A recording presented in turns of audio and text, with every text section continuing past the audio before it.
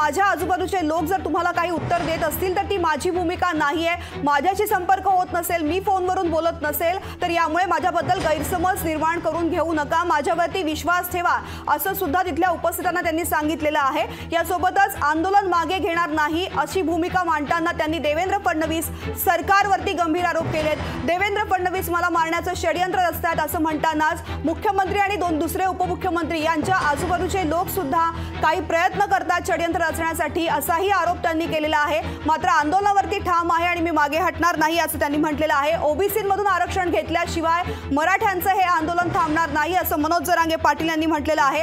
आत्ताच माझ्यामध्ये चुका का दिसायला लागल्या असा सवाल उपस्थित केलेला आहे। याआधी सुद्धा मी आरक्षणासाठी आंदोलनाकरता बसलेलो होतो, उपोषण केलेलं होतं, त्यावेळेस तुम्हाला माझ्यामध्ये चुका का दिसल्या नाहीत, आत्ताच का दिसायला लागल्या असा सवाल त्यांनी उपस्थित केलेला आहे। मराठे तुमच्या पुढे झुकणार नाहीत, तुम्हाला झुकवणार असं मनोज जरांगे पाटील म्हणाले। आपल्यासोबत सदाभाऊ खोत सुद्धा जोडले गेले। सदाभाऊजी, आपण मनोज जरांगे पाटील यांची भूमिका ऐकलेली असेल, थेट देवेंद्र फडणवीसांवरती गंभीर आरोप करतायत, माझा जीव घेण्याचा प्रयत्न केला जातोय असं त्यांचं म्हणणं आहे, आपली प्रतिक्रिया? मला वाटतं की हा सगळा जो प्रश्न आहे आरक्षणाचा हा सगळ्या बाजूनं संयमानं हाताळणं अत्यंत गरजेचं आहे। या प्रश्नाच्या संदर्भामध्ये विरोधी पक्ष असतील किंवा सत्ताधारी पक्ष असतील यांच्या वेळोवेळी बैठकाही झालेल्या आहेत आणि मुख्यमंत्री आणि उपमुख्यमंत्री यांनी मराठा समाजाला आरक्षण देण्याच्या दृष्टीने विशेष अधिवेशन घेतलं आणि राज्य पातळीवरची मोठी यंत्रणा राबवून माहिती गोळा करून खऱ्या अर्थाने हा प्रश्न सुटला पाहिजे या भूमिकेतून 10% आरक्षण दिलं।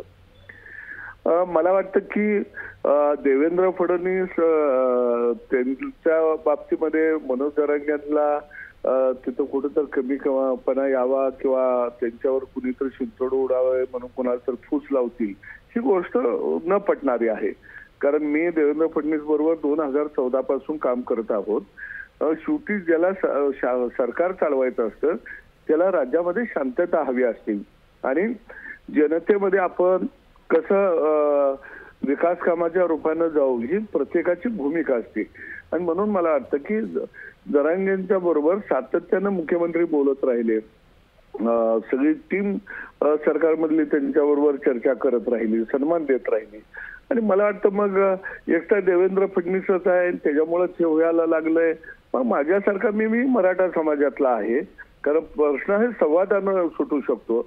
मग देवेंद्र फडणवीसवरच का आरोप? व सरकार म्हणजे काय देवेंद्र फडणवीस आहे का? याच्या अगोदरची बी सरकार झालेली होती आणि म्हणून मला वाटतं की आंदोलन ही देवेंद्र फडणवीसच्या विरोधामध्ये चालवलं जाते का आरक्षणासाठी चालवलं जाते याचाही आता विचार करावा लागेल। याचा अर्थ असा नाही की सगळे मराठे म्हणजे त्यांना काही समजतच नाही आणि मुख गळून गप आहेत आणि म्हणून अशा पद्धतीनं मला वाटतं एकमेकाला चॅलेंज न करता अजून काही त्यांचे प्रश्न असतील जरांगेचे त्यांनी समोर आणावेत, सरकारबरोबर संवाद ठेवावा, चर्चा कराव्यात। शेवटी मराठा समाजाच्या हिताचं काम करत आहेत म्हणून आमचाही त्यांना पाठिंबा आहे, परंतु कुणाला तरी एखाद्या व्यक्तीला दोषी संपूर्ण मराठा समाजाच्या आरक्षणासाठी ठरणं हे अयोग्य आहे असं मला वाटतं। सदाभाऊ खोत, आपण सुद्धा मराठा आरक्षणाच्या या आंदोलनाला पाठिंबा देताय, मात्र देवेंद्र फडणवीस यांच्या पाठीशी उभं राहताना तुम्ही त्यांना अडचणीत आणण्याचा प्रयत्न केला जातोय का, अशा पद्धतीची भूमिका मांडताय?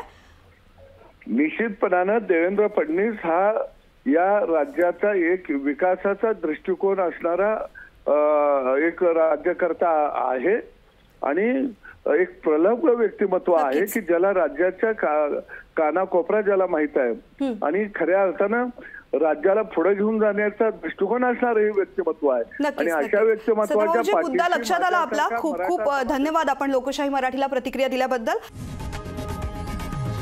लोकशाही मराठी ऐका, पहा, जागरूक रहा।